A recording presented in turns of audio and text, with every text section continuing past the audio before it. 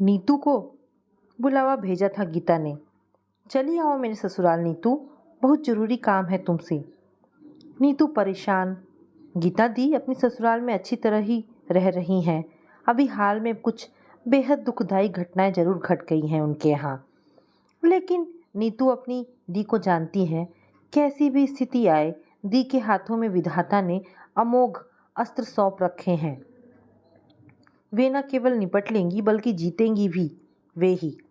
उनके रहते किसी को कोई तकलीफ नहीं हो सकती। नीतू खूब जानती है। फिर ऐसी कौन सी समस्या आन पड़ी कि नीतू को यूं खड़े पैर बुलवा रही हैं। अपनी गृहस्थी में वैसे भी नीतू को कोई झंझट नहीं है। अनुपम सुंदरता और शालीन व्यवहार के कारण उसके ब्याह में कोई रुकावट नहीं आ पाई थी। हीरो जैसा गबरू दूल्हा उसे मिला है। बिना दहेज के भी सास ससुर उसे ब्याह ले गए। आज भी उसकी भलैया लेते सास अघाती नहीं। बस एक ही कमी है जीवन में, वह भी कभी न कभी पूरी हो ही जाएगी। गीता दी की किस्मत का तारा ऐसा बुलंद कहाँ। बचपन में ही चेचक ने चेहरे की सुंदरता नोच फेंकी थी। ऊपर से ठिगना कद और गहरा सांवला रंग। ऐसे में माँ बाप के घर गरीबी का स्थायी डेरा हो तो मनचाहा वर पाने के सपने में भी आने में हिचकते हैं। पर कुछ घट गया अचानक गीता दी के साथ। विकास सिंह की पत्नी का पैर कुएं की जगत से ऐसा फिसला कि उसकी लाश ही बाहर आ सकी। कोई कुछ कर न पाया। विकास का चहकता हुआ घर आंगन सूना हो गया। कोई कुछ न कर पाया। एक बेटी और एक बेटा माँ खोकर एकदम गुमसुम हो गए। माँ के बिना घर उजड़ गया। एक एक दिन पहाड़ सा भारी हो गया। परेशान विकास सलाहों और उपदेशों की बौछारों से बौखलाने लगा। विकास, माना कि बहुत बड़ा दुख आन पड़ा है, मगर भैया आगे की भी तो सोचना है। ऐसे तो जिंदगी कटेगी नहीं। अरे भाई, बच्चे तो जैसे तैसे बड़े हो जाएंगे, तुम्हारा सहारा कौन बनेगा? बुढ़ापे में कौन एक लोटा पानी देगा? सारी उम्र तुम्हारे सामने पड़ी है। विकास माथा पकड़कर बैठ जाता। ये सारी बातें क्या वो खुद नहीं जानता? लेकिन अब 37 पार की उम्र में उसके लिए कहाँ बैठी है लड़की। भाग्य का अपना ही गुड़ा भाग चल रहा था। तभी तो गीता के अम्मा बाबू सपनों के कांटों में से सुख की छोटी छोटी कलियां ढूंढने बिनने में लग गए थे। चुभते तो थे कांटे, लेकिन सावधानी से वे उन्हें हटाते जा रहे थे। उम्र में तो बहुत अंतर है, जोड़ी तो जरा भी नहीं जमेगी। सबसे अधिक चुभने वाला कांटा यही था, जिसे अम्मा ने तर्क की कैंची से कतर कर उखाड़ फेंका था। लड़कियों की उम्र ढलने में देर नहीं लगती। एक दो बच्चे होते ही बराबर लगने लगती हैं, मगर उसके बच्चे तो बड़े बड़े हैं। वे नई माँ को स्वीकार करेंगे? अम्मा की दृढ़ता विश्वास की अडिग दीवार सामने खड़ी थी। उन्हें करना पड़ेगा, मजबूरी उनकी भी है। कब तक दूसरों के घर का खाना खाएंगे? सारे परिवार की देखभाल कौन करेगा? अपनी गीता इस ब्याह के लिए राजी हो जाएगी। डरते डरते ही सही, बाबू ने दुधारी तलवार सामने रख दी। यह एक गुड़ भरा हंसिया था। यह एक कड़वा घूंट था, जिसे पीकर भी मरना था, बिना पिए भी मरना था। इस एक बेताल के प्रश्न ने उन्हें निचोड़ कर रख दिया था। न करे तो बेटी बिन ब्याही घर में ही रह जाए। माँ बाप के बाद कौन? पर करने के लिए बस यही एक अंधा बूढ़ा है, जहाँ वे कुछ उम्मीद कर सकते हैं। गीता से पूछा गया। गीता इतनी नादान तो न थी कि सच्चाई न देख पाए। वह क्या देख नहीं रही थी कि जो भी उसे देखने आया दोबारा न पलटा। जब सुंदर सुंदर लड़कियां भारी दान दहेज के साथ मिल रही हो तो गरीब की कुरूपा को कौन ब्याहना चाहेगा?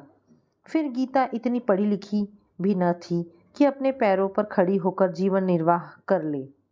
असुंदर तन में क्या मन की उड़ानों पर भी प्रतिबंध होता है? सपनों की बगिया पर क्या केवल रूप का ही अधिकार होता है?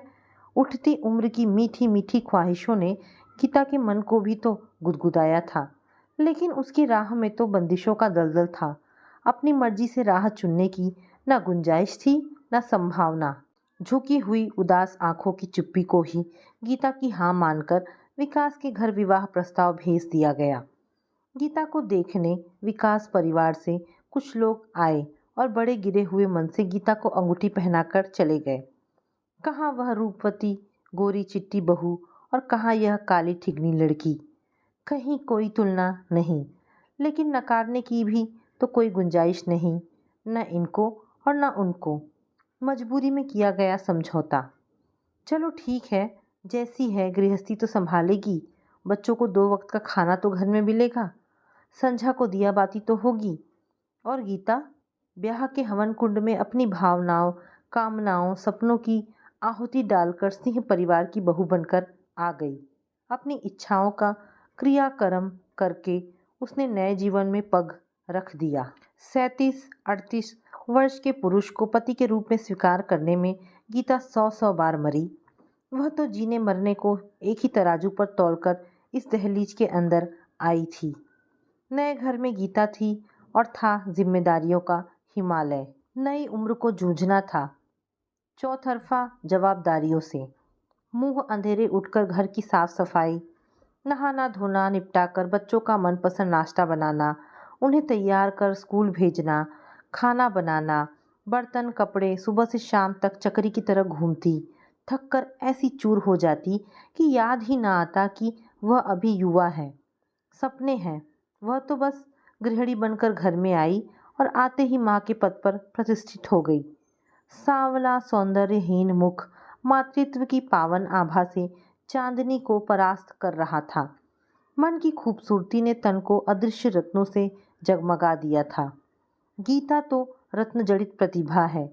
विकास अपने भाग्य की सराहना करते थकता न था। उसके रोम रोम से आशीषों की वर्षा होने लगी। अंश और अंशिका को भूलने में ज़्यादा वक्त नहीं लगा कि उन्हें जन्म देने वाली कोई और थी। अंधेड़ पति की पत्नी गीता अपने पति को लेकर संकुचित तो होती थी, लेकिन अपने बच्चों की वह सफल माँ थी। माँ का पद पाकर जैसे वह बहुत बड़ी हो गई थी, गर्व से भर गई थी। यह मेरी बेटी है और यह मेरा बेटा। पढ़ाई पूरी होते ही विकास ने अंशिका को ब्याह दिया। अंश कॉलेज की पढ़ाई पूरी कर पिता के काम में सहायता करने लगा। विकास बेफिक्री से पारिवारिक जीवन जी रहे थे। अंधेड़ पति के रंग में रंग कर गीता भी अपने आप को अंधेड़ ही मानने लगी थी। नीतू बहुत दिनों बाद अपनी दी से मिली तो झुंझला पड़ी। यह क्या हो गया है दी तुम्हें? कैसे रहती हो? अभी उम्र ही क्या है तुम्हारी? अपनी ओर जरा भी ध्यान नहीं है तुम्हारा। गीता की निश्चल हंसी माला के शुभ मोतियों की तरह बिखर गई। बहन, बड़े बड़े बच्चों की माँ हूँ। मैं बूढ़ी नहीं तो क्या जवान दिखूंगी? तुम्हारे घर अभी बाल गोपाल नहीं आए हैं ना, इसलिए सच समझ कर घूम सकती हो। मैं तो जल्दी ही बहू लाने वाली हूँ घर में। मैं सिंगार पटार करूँगी तो बहू क्या सोचेगी, दुनिया क्या कहेगी? नीतू बस दी का मुंह ताकती रह गई। कहने को था ही क्या, समर्पण की भी तो कोई सीमा होती होगी। विधि का विधान भी बड़ा अजीब है। सौत के बच्चों से गोद भर देने के बाद वह जैसे गीता की गोद भरना भूल ही गया। गीता को भी तो कोई परवाह नहीं थी। माँ माँ कहते आगे पीछे घूमने वाले बच्चों से तो भरी पूरी थी ही। अब तो अंश का ब्याह रचाकर घर में बहू भी ले आई थी। वह सुंदर नाजुक सी बहू घर में आई तो गीता निहाल हो गई। बहू समझदार थी। सास के मन को पढ़ने में उसने देर न की। सास बहू का यह रिश्ता जल्द ही दोस्ती में बदल गया। समय पंख लगाकर उड़ चला। कुछ ही महीनों बाद बहू की तरफ से खुशखबरी पाकर गीता खिल उठी। अब तो वह दादी बन जाएगी। इतनी कम उम्र में दादी का ऊंचा पद गीता के पांव जमीन पर नहीं पड़ते थे। बहू को हाथों हाथ ले लिया उसने। विकास जी ने भी भगवान के आगे शीश नवाया था। बेटे के घर संतान होगी, मेरा वंश आगे बढ़ेगा। झोली भर दी भगवान, बस और कुछ नहीं चाहिए। पर कहाँ, जो हुआ उसके बारे में तो किसी ने सोचा भी ना था। गीता की लाज का ठिकाना ना रहा। भले ही गीता की शारीरिक स्थिति युवा थी, लेकिन मन तो बूढ़ा ही हो चुका था। घर में बहू बेटा थे, बेटी ब्याही जा चुकी थी और अब तो वह दादी भी बनने वाली थी। ऐसे में भगवान ने ये कैसी ठिठोली की। इतने वर्षों बाद गीता की झोली में खुशखबरी डालकर विधाता शायद मुस्कुराया। गीता हैरान परेशान, लोग क्या कहेंगे, बड़े बड़े बच्चों की माँ और अब अपनी संतान खिलाएगी। पांडे जी सकुचाए से, लेकिन घर के सभी सदस्य खुश थे। सबसे ज़्यादा खुश तो अंश। छोटी माँ, अब मैं भी 1 से 2 हो जाऊंगा। सबके भाई हैं, मेरा ही कोई भाई नहीं था। जरूर छोटी माँ मेरे लिए भाई ही लाएंगी। गीता की लाज की बाढ़ उतरने लगी और वह भी सबकी खुशियों में शामिल होकर मातृत्व के मधुर अनुभव को घूट घूट पीने लगी। समय आने पर बहू ने पुत्र को जन्म दिया। घर में खुशियों की बहार आ गई। विकास और गीता निहाल हो गए। कुछ समय बाद गीता भी माँ बनी। पहली बार अपनी संतान गोद में आई तो परिपूर्णता का अनूठा एहसास से सराबोर हो गई वह। मातृत्व की इस गरिमा को तो पहली ही बार जाना था। अंश हंस रहा था। यह क्या छोटी माँ, मैंने भाई मांगा था, आपने बहन दे दी। बहन तो पहले से थी ना, लेकिन यह तो सबसे सुंदर है। देखो ना कितनी प्यारी लग रही है। इसका नाम मैं वंशिका रखूंगा। प्यारी सी गुड़िया घर में खुशियों की गंगा ले आई थी। विकास कभी पोते को दुलारते तो कभी परी जैसी बेटी को। गीता दोनों बच्चों को समान प्यार दे रही थी। छोटी माँ, ठंड शुरू हो रही है, हम दोनों बच्चों के लिए ऊनी कपड़े लेने बाजार जा रहे हैं। वीर को हम ले जाएं अपने साथ? नहीं अंश, वीर को मेरे पास छोड़ जाओ, उसे ठंड से बाहर मत ले जाओ। नाजुक बच्चा है, कहीं बीमार ना हो जाए। बहू की गोद से नन्हे मुन्ने छुई मुई से वीर को ले लिया गीता ने। कैसा पल था वो। किसने गीता से कहलवाया था, मैं संभाल लूंगी, तुम लोग जाओ, मगर जल्दी आ जाना। जल्दी आ जाना? कहाँ से, कैसे, किस हाल में? सुना जरूर था कि पहाड़ टूटा, बिजली गिरी, लेकिन आज पहली बार जाना कि आसमान कैसे फटता है, कलेजा कैसे टुकड़े टुकड़े होता है। जवान बेटा बहू के मृत शरीर को देखते ही विकास मूर्छित हो गए। और गीता, वह बेहोश हो जाए तो क्या होगा? उसे तो हर हाल में अपने आप को सचेत रखना है। वह होश खो देगी तो 2 शिशुओं को कौन संभालेगा? बदहवास पति को कौन देखे? कलपती हुई बेटी को बाहों में समेटने वाला भी तो कोई हो।